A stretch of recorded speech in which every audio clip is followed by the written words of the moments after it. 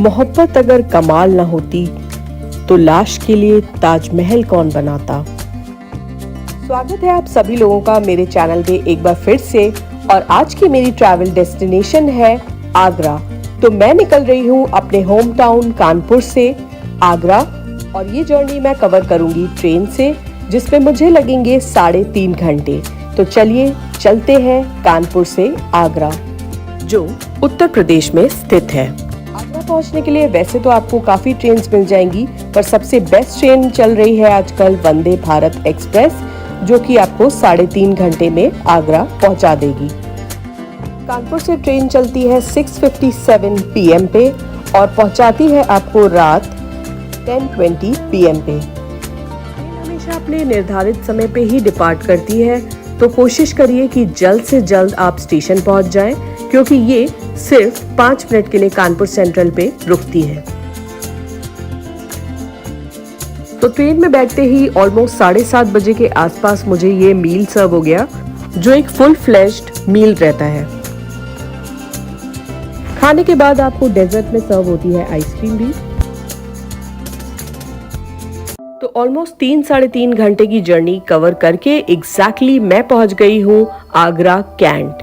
जी हाँ, आगरा में Agra fort station भी है, पर वंदे भारत ट्रेन आपको पहुंचाती है आगरा कैंट। तो आगरा का स्टेशन बहुत ज़्यादा बड़ा नहीं है, इसलिए आपको बाहर निकलने में काफ़ी आसानी हो जाएगी। पर यहाँ पे अभी काफ़ी ज़्यादा भीड़ दिख रही है मुझे।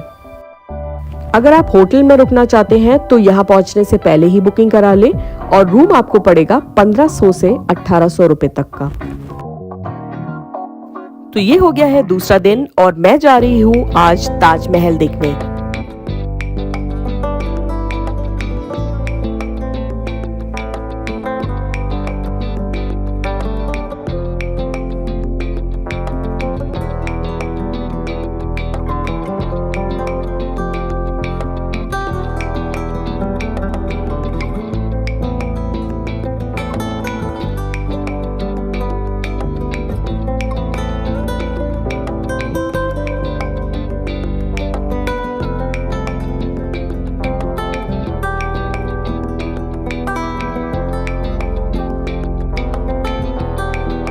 ताजमहल तक पहुंचने के लिए अगर आपके पास अपना पर्सनल कन्वेंस नहीं है, तो आप एक ऑटो बुक कर सकते हैं, जो कि आपको 100 से 200 रुपए तक में ताजमहल तक ड्रॉप कर सकता है।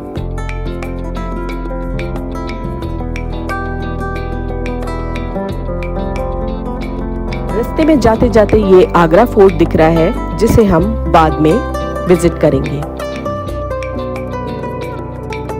वैसे तो ताजमहल सुबह के 6 बजे से शाम के 5:30 बजे तक खुला रहता है, लेकिन आज बहुत ज़्यादा बारिश हो रही है, जिसकी वजह से हम ऑलमोस्ट 1:30 बजे निकल पाए हैं।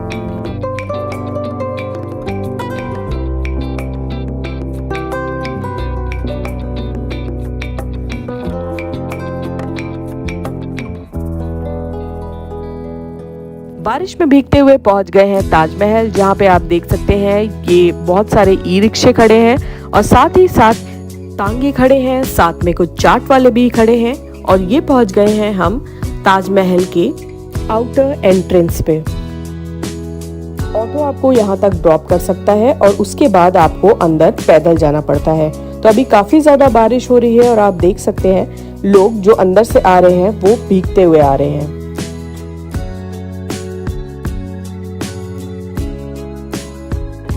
बारिश की वजह से ये सब इतना ब्यूटीफुल लग रहा है कि आप ग्रीनरी को भी एंजॉय कर सकते हैं।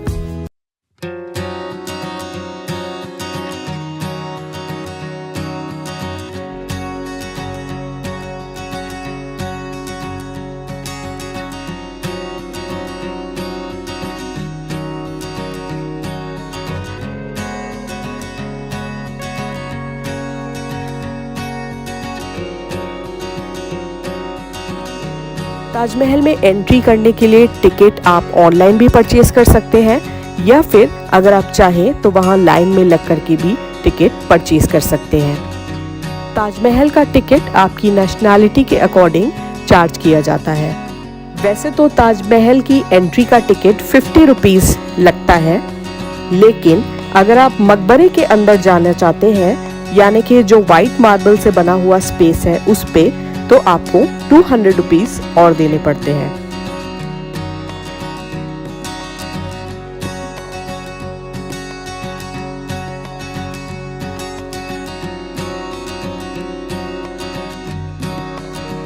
ताजमहल में एंटर करने से पहले अगर आप कुछ खाना पीना चाहते हैं तो यहाँ छोटी छोटी शॉप्स हैं जिसमें आपको स्नैक्स मिल जाएगा और साथ में पेठा भी आप परचेज कर सकते हैं। और एक रेस्टोरेंट भी बना हुआ है, ताज रेस्टोरेंट करके। अगर आप यहाँ पे कुछ खाना पीना चाहें तो यहाँ पे भी फैसिलिटी अवेलेबल है।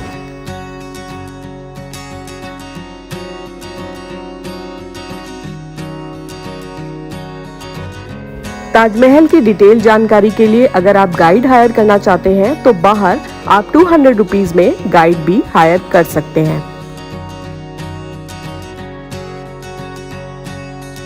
राइट हैंड साइड पे ये जो एरिया दिख रहा है ये टिकट काउंटर है, तो अगर आप मैन्युअली टिकट लेना चाहते हैं तो आपको यहाँ पे लाइन में लगना पड़ेगा।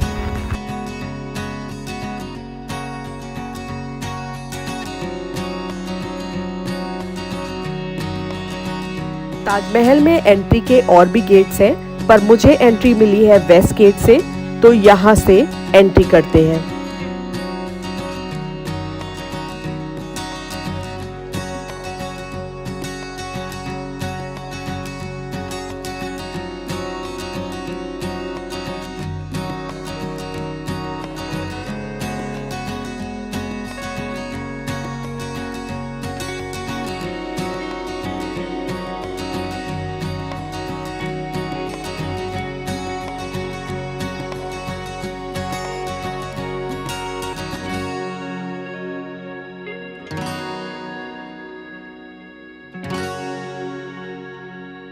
ये जो आसपास आप जगह देख रहे हैं ये सब लेबर कॉलोनीज हैं, उन सभी लेबर्स की जिन्होंने ताजमहल बनाया था।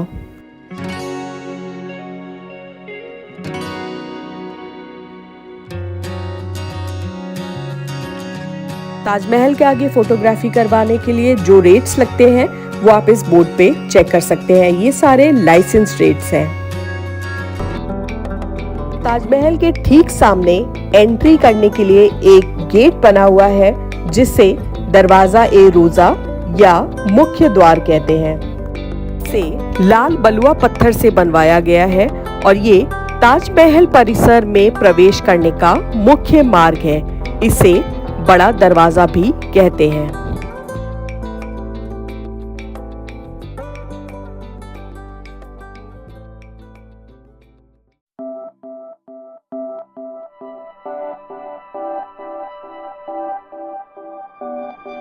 इस गेट से सीधे एंटर करते ही आपको खूबसूरत ताजमहल का व्यू देखने को मिलता है।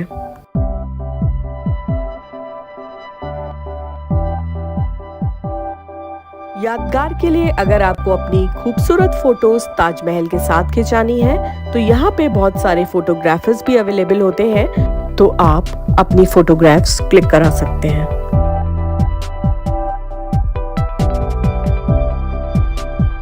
वैसे तो ताजमहल को इंट्रोडक्शन की जरूरत नहीं है, पर फिर भी जानकारी के लिए मैं आपको बता देती हूँ कि ताजमहल भारत के आगरा शहर में स्थित एक विश्व प्रसिद्ध मकबरा है जिसे मुगल बादशाह शाहजहां ने अपनी पत्नी मुमताज महल की याद में बनवाया था। इसका निर्माण 1632 में शुरू हुआ और 1653 में पूरा हुआ, जिसमें लगभग 20,000 कारीगरों ने काम किया। ये मुगल वास्तुकला का एक उत्कृष्ट उदाहरण है और इसे दुनिया के 7 अजूबों में से एक माना गया है। शाहजहां ने अपनी पत्नी मुमताज महल की याद में 1631 में ताजमहल का निर्माण शुरू करवाया, जिनकी मृत्यु 1631 में हुई थी।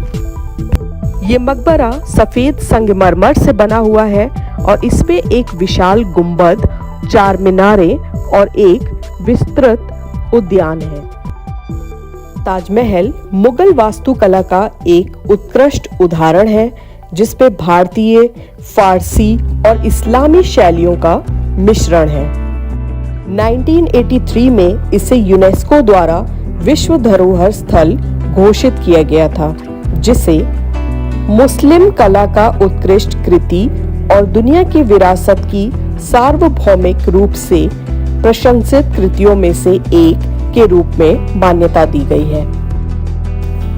ताजमहल के सामने का बगीचा, जिसे चारबाग कहा जाता है, एक औपचारिक मुगल उद्यान है जो ताजमहल के साथ ही बनाया गया था।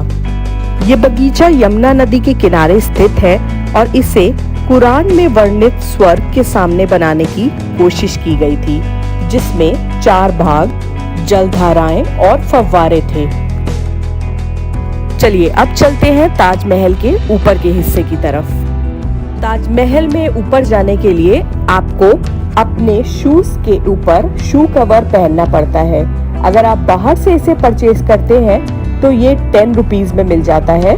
अदरवाइज आप टिकट काउंटर से भी इसे ले सकते हैं, ये फ्री ऑफ कॉस्ट है वहाँ पे।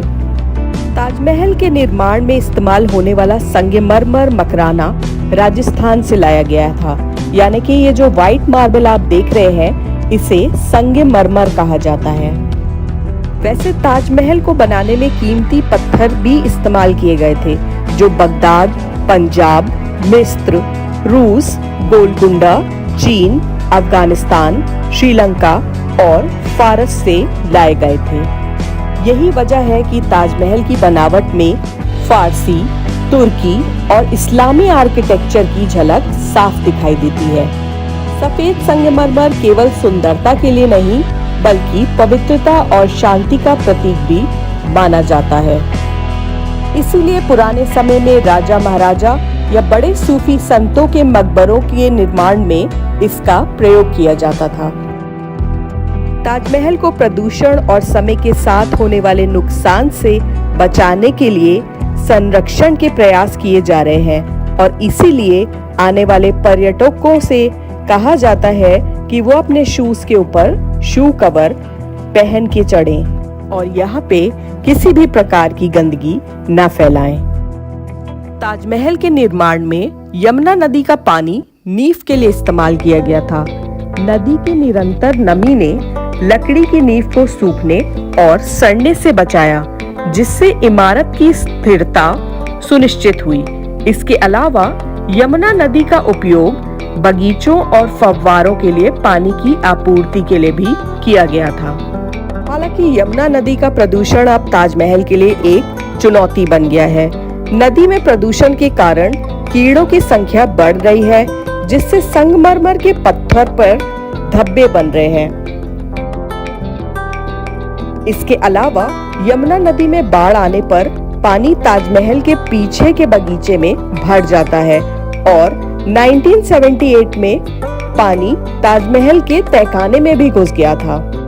बहुत कम लोगों को पता होगा कि यमुना नदी ताजमहल के पिछले हिस्से में नहीं, सामने के हिस्से में बहती है। जी हाँ, ये एरिया ताजमहल का सामने का हिस्सा है। ताजमहल में बने मकबरे के पास आप जा तो सकते हैं, पर वहाँ फोटोग्राफी अलाउड नहीं है, तो बाकी की फोटोग्राफी मैंने बाहर की करी है। ताजमहल के सामने ये जो बिल्डिंग आप देख रहे हैं, इसका नाम जामा मस्जिद है। ये मस्जिद ताजमहल के पश्चिमी भाग में स्थित है और इसे शाहजहां की बेटी जहां आरा बेगम ने बनवाया था। ये आगरा की एक मेन मस्जिद है और इसे शुक्रवार मस्जिद के नाम से भी जाना जाता है।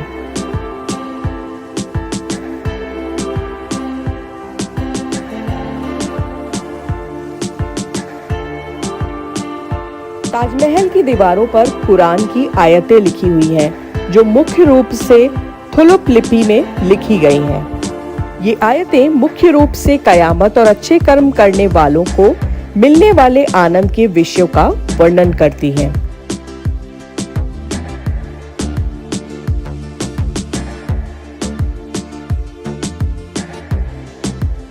जामा मस्जिद ताजमहल के लेआउट का एक हिस्सा है, जो संरचना को संतुलित करने के लिए बनाई गई थी।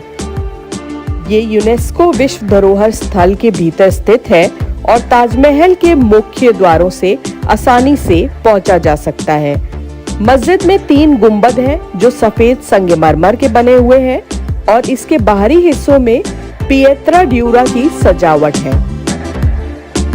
तो काफी देर ऊपर टाइम स्पेंड करने के बाद अब हम बाहर की तरफ निकल रहे हैं। ये है ताजमहल के बगीचे।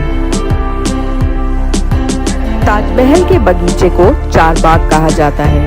ये एक मुगल उद्यान है जो ताजमहल के चारों ओर फैला हुआ है और इसे इस्लामी प्रतीकों के अनुसार सजाया गया है। चार बाग एक पारंपरिक फारसी उद्यान डिजाइन है जिसमें उद्यान को 4 भागों में विभाजित किया गया है जो जल धाराओं द्वारा अलग किए गए हैं।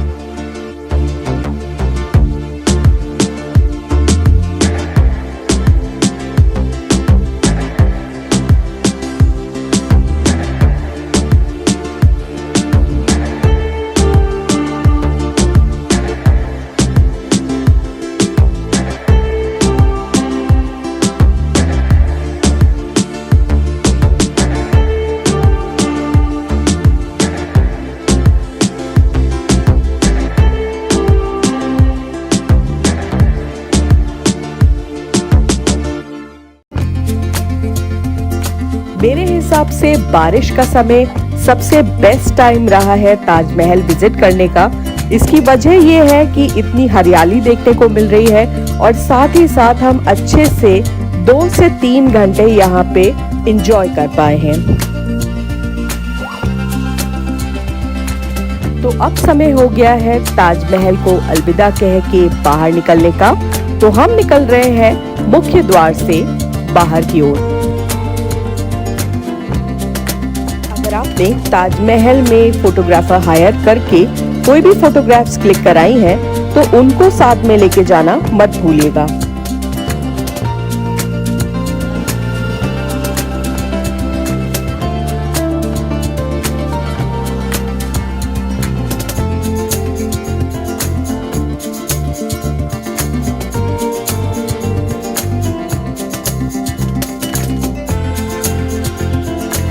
एक बार फिर बता दूं कि ताजमहल सूर्यास्त से 30 मिनट पहले बंद हो जाता है और सामान्य दिनों में सुबह 6 बजे से शाम के 6:30 बजे तक खुला रहता है। ये फ्राइडे को सिर्फ बंद रहता है नमाज के लिए। मुख्य मकबरे के अंदर बड़े बैग, बैकपैक और कोई भी भारी सामान ले जाने की अनुमति नहीं है, तो आपको ये सब क्लॉक रूम में डिपॉजिट करना होगा। ताजमहल से बाहर निकलते ही मार्केट भी है, तो आप चाहें तो इसे एक्सप्लोर कर सकते हैं। यहाँ पे आपको जूते चप्पल और खाने पीने की दुकानें मिल जाएंगी। ताजमहल के इस ब्लॉग में मेरी पूरी कोशिश रही है आपको ताजमहल के बारे में ज़्यादा से ज़्यादा जानकारी देने की। अगर आपको मेरा ये ब्लॉग पसंद आया है तो इसे लाइक करिएगा, चैनल को सब्सक्राइब करिएगा और कमेंट करिएगा। आज के ब्लॉग में बस इतना ही। मिलते हैं अगले ब्लॉग में आगरा फोर्ट की जानकारी के साथ। तो अभी के लिए बाय बाय।